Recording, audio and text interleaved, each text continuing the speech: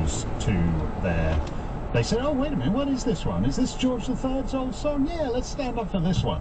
It was a very bizarre thing. The one thing I like about... I suggested you talk about what you think are going to be the big stories of 2018.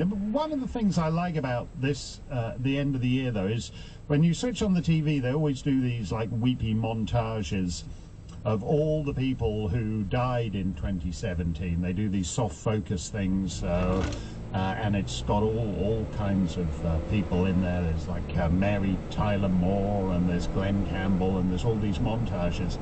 And the one I liked really was Don Rickles, who I met a couple of times, just like a brilliant, hilarious comedian all the way into his 90s.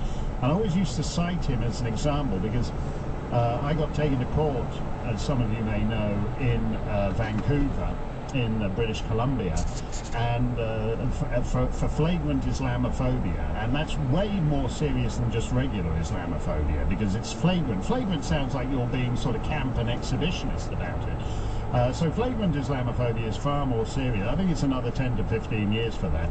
And at one point they flew in this expert witness, this Islamic scholar from Philadelphia, who spent a day analysing my jokes in this Vancouver courtroom.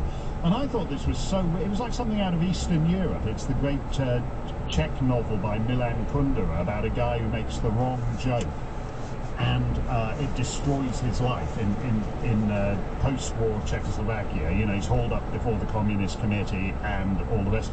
And it occurred to me, and that's the first time when I thought about it, that we are actually moving into a world beyond jokes now, where you can't make jokes, where jokes are actually the subject of